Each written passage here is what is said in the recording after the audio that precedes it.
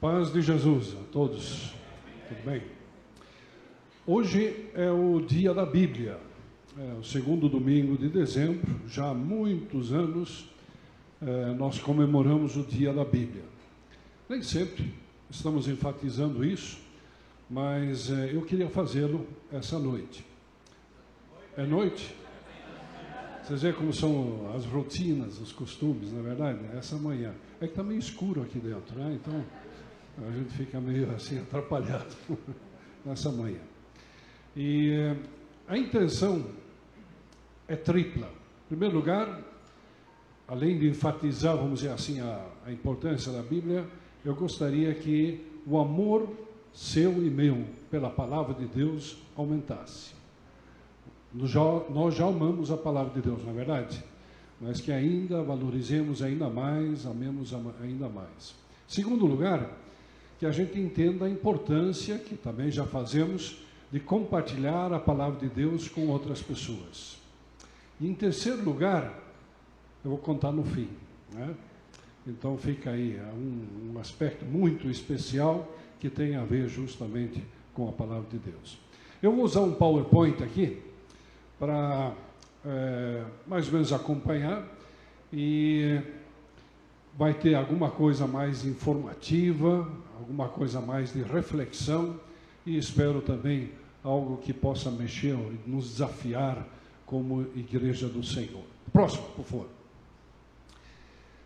Alguns textos bíblicos que falam sobre as Escrituras e a importância das Escrituras.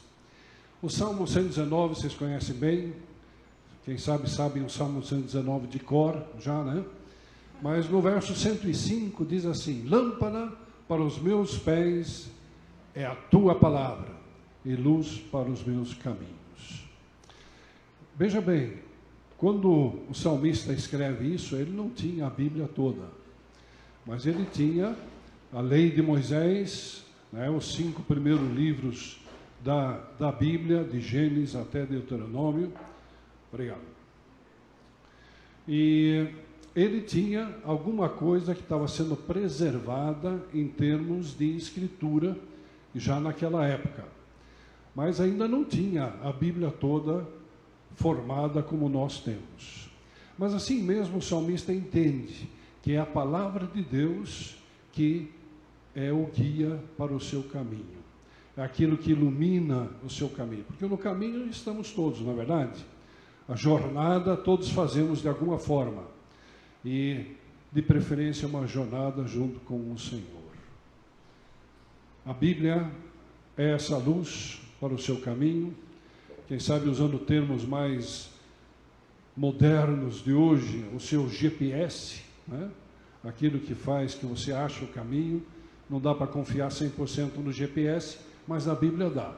Pode ficar tranquilos quanto a isso.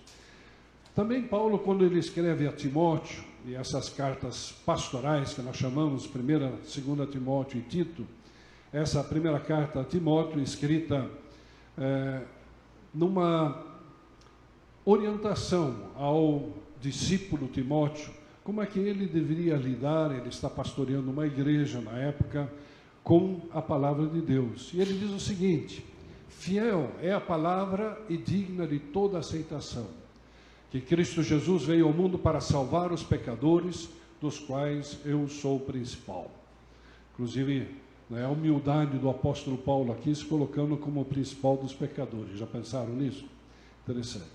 Mas justamente essa ênfase, a fidelidade da palavra de Deus. O que Paulo e Timóteo tinham da Bíblia naquela época? Na verdade, eles tinham todo o Antigo Testamento. Já estava ali formado, todo o Antigo Testamento. Os judeus já podiam usar, né? Geralmente eram enrolos, pergaminhos, que eram com peles, né, de animais que eram feitas assim, curtidas, ou às vezes também em tipo de papel que era feito, principalmente com grama e vegetais de alguma forma assim. Então eles tinham alguma coisa já escrita. Mas principalmente, quem sabe, a tradição oral que havia, que o povo preservava com muito cuidado. Mas Paulo já tinha, e Timóteo também, acesso ao Antigo Testamento completo e alguns textos que já estavam sendo produzidos naquela época.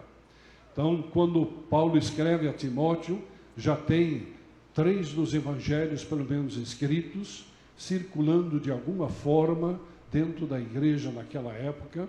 Já tinha algumas cartas do apóstolo Paulo também circulando, as cartas de Pedro. Provavelmente ainda não tinha o evangelho de João, ainda não tinha as cartas de João e também não tinha o Apocalipse. Mas outros livros aí estavam à disposição de alguma forma, né, indo para as igrejas, manuscritas. E quando Paulo então faz referência a isso ao Timóteo, e ele falando dessa palavra que é fiel, ele está se referindo àquilo que já está à disposição, principalmente o ensino apostólico que aqui estava. Próximo, por favor. Outro texto que eu acho interessante, agora João, então, escrevendo no seu evangelho, que fala um pouquinho do propósito da palavra de Deus, o propósito do evangelho especificamente. E ele, no fim, no capítulo 20, depois tem o capítulo 21 também, mas parece que ele finaliza quase ali com o propósito no capítulo 20, e ele diz: Jesus realizou na presença dos seus discípulos muitos outros sinais miraculosos, que não estão registrados nesse livro, mas esses foram escritos para que vocês o quê? Creiam que Jesus é o Cristo, o Messias, né? O Filho de Deus, e crendo tenham vida em seu nome.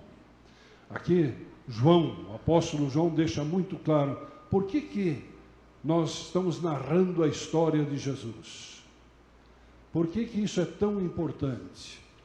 Para que entendamos quem Ele é, que Ele é o Messias, que Ele é o Cristo, que em seu nome temos a salvação, né? Para que vocês creiam que Ele é o Filho de Deus. Próximo. E temos também um texto de Pedro, que eu acho muito interessante, porque Pedro ele também está refletindo sobre aquilo que estava sendo escrito. Inclusive, em algum lugar até ele diz que ele não entende tudo aquilo que Paulo escreve, e quem é que entende, né? Mas ele diz o seguinte: antes de mais nada, saibam que nenhuma profecia da Escritura provém de interpretação pessoal. Vejam, bem interessante isso. Não é uma coisa subjetiva, né? Mas, pois jamais a profecia teve origem na vontade humana, mas homens falaram da parte de Deus, impelidos pelo Espírito Santo, ou inspirados pelo Espírito Santo.